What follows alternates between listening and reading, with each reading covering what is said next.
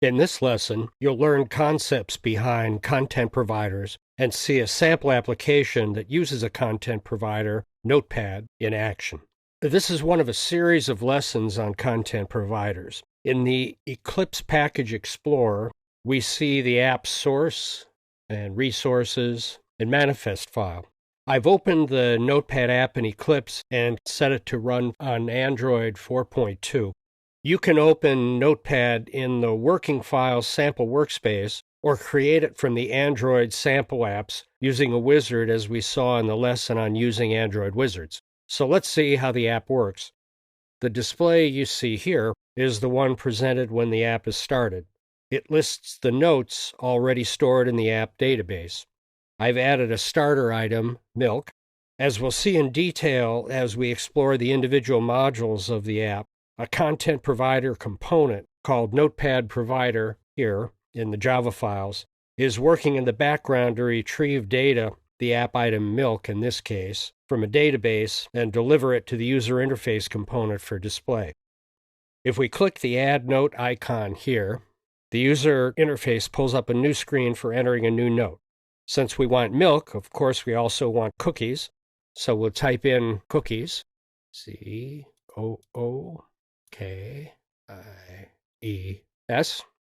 We remove the keyboard and click Save. The item is passed through to the content provider, which adds it to the database, and the user interface adds it to the list displayed here. So that's the basics of what's going on in the app. Now we'll look in a little more detail at what's taking place within the app. But before we do, a general comment about the material in the content provider lessons. There are some intricate relationships between the various pieces of a content provider implementation, and I've worked to make this, as well as all the other lessons, as easy to understand as possible. However, at times, a graphic might contain more information than you can absorb in the time it takes me to talk through it. And when that happens, I suggest you pause the playback and give yourself enough time to study the graphic and let the concepts really sink in. So now on to the details. This graphic shows how app functions relate to the screens we saw in our demo of the app. Let's first look at the layout of the modules in the app. I've divided the modules into two groups: the content user group running in its thread, and the content manager group, which is running in its own optional thread. Because accessing data can take some time to complete, it's a good idea to run the content manager operations in a separate thread, like we saw in the lesson on threads and async tasks. The Notepad sample app doesn't use a separate thread in order to keep the app as simple as possible, but it's a good practice in a real-world app to use a separate background thread for content management. Within these two groups, there are some subgroups. The first are the functions in light blue. These focus on the user interface, including our screen displays.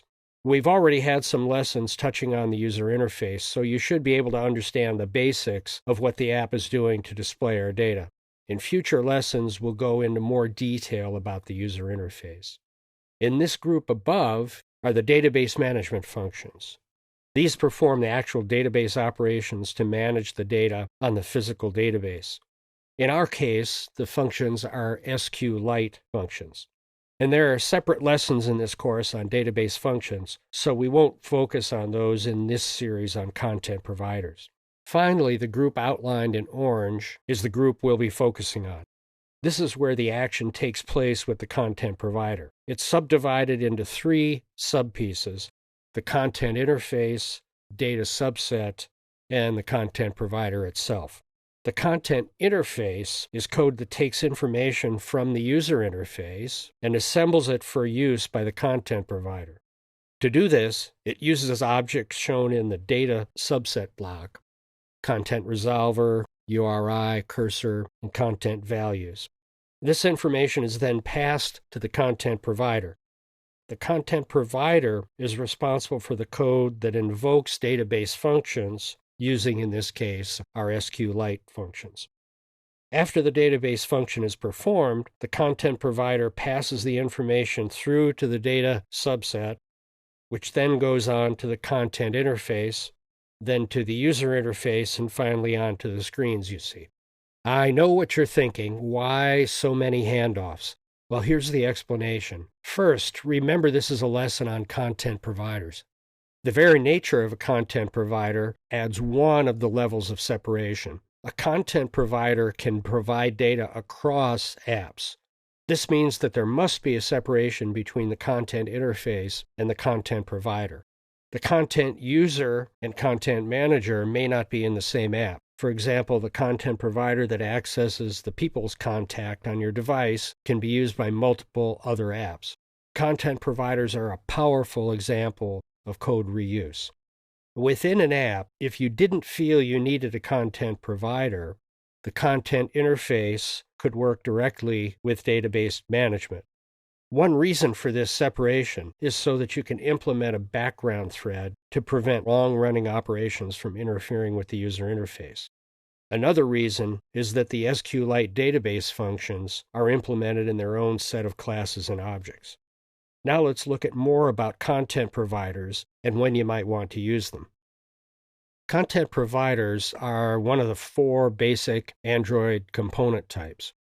As explained on the Android website, content providers present data to external applications as one or more tables that are similar to the tables found in relational databases. So if we look down at their little sample, each row represents an instance of some type of data. In this example, a dictionary word. Columns represent information about that entry, such as frequency. And we'll learn much more about this method of organization in coming lessons.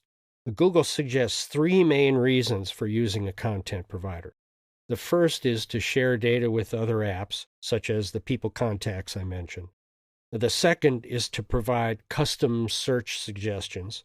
And you've probably seen this kind of thing when you're typing in a search and you get a list of potential search terms as you type. There's a link below here to more information on custom search on the Android website. And the third reason is when you want to cut and paste complex data for files from your app to other apps. There's also a link below for more information on copy and paste on the Android website. In this course, we won't be addressing custom search or copy and paste functions. The explanations on the website are fairly extensive if you need to implement these functions. So that's an overview of content provider concepts and a first look at a content provider app. And we'll dig into much more detail on content providers in the next few lessons.